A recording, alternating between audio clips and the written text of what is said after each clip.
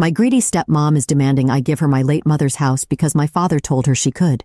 I, 31 years old, have a stepmother who my father married a year after my mother had passed away. I felt uncomfortable seeing my father fall in love with another woman so quickly. I never thought anything of it, until my father and I found out that my mother didn't leave my dad with anything on her will. Instead, all of her assets and her beach home was all under my name. My mother left me a letter and I ended up reading it and finding out things I wish I never knew. My mother, who was sick at that time, found out that my father was having an affair with another woman. She told me that she suspected it a long time ago ever since they found out that my mother had cancer, and ever since then my father became distant. She told me that my father would constantly ask about her will and how he would remind her that he will take care of the beach house when she passes away. My mother was heartbroken, and she spent her last few days of her life next to someone unfaithful. When I read the letter, I couldn't help but to break down crying inside my room. I wish I should have been there for my mother, and the more I cried, the more I felt anger and hatred for my father and my stepmom. When my father found out that he was left with nothing, he started flipping the tables and started screaming, asking why he wasn't left with anything. It was clear that my father only cared about my mother's assets,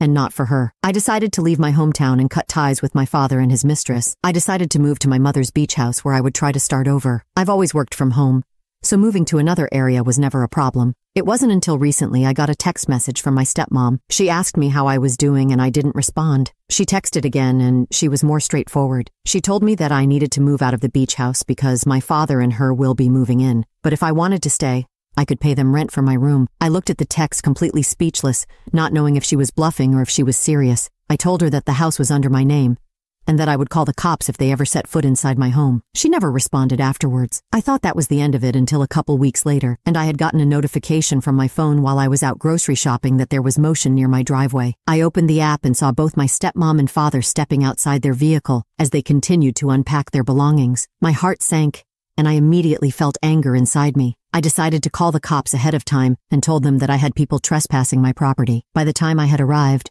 the cops were also there. I arrived at my house, and the cops were already talking to my father and my mother-in-law. I approached them, and my father looked at me and started yelling. He called me names and called me a disgrace for calling the cops on his own family. My stepmother tried playing the victim with the cops, saying they were just visiting me and checking up on me because I was still coping with the loss of my mother. I got angry and started cursing at her for bringing up my mother. The cops, looking confused and trying to calm down the situation, asked for both of our sides privately. The officers took my father and mother-in-law for questioning, and during that time, I took the time to calm myself down. I was shaking and alone. I thought I could leave in peace, but my father kept ruining it. The officer then approached me for questioning, and I provided confirmation of my identity and ownership of the beach house, as well as the text messages my mother-in-law had sent, and a full explanation as to why they were trying to take my property. The officers understood and were clear that they were going to take my side. One of the officers even looked disgusted when he heard the full story. What's even crazier is despite trying to tell them to leave and warnings from the officers, it took them an hour until they finally decided to leave my property. I thanked the cops, and I thought that they would learn their lesson and leave me alone. But over the past few days, they've continued to harass me with constant phone calls, threatening messages, and even attempted to get support from other relatives to pressure me into giving up my house. They continued to try to bully me into submission, but I will not fall for it. I documented everything, every call, text message, and the footage from them trying to come to my house. I decided to finally take them to court. During the trial, my lawyer provided multiple pieces of evidence of their harassment. The judge sided with me in the end. A restraining order was issued against my mother and father-in-law, prohibiting them from further attempts to contact me or go to my house. They were also ordered to pay for damages, compensating me for emotional distress. My father and I looked at each other one last time, and his face filled with disappointment and anger, but I didn't care. I cried in happiness afterward while I sat in my living room. It was finally done, and I was finally at peace. I could finally restart my life, and a couple of years later, I ended up getting married.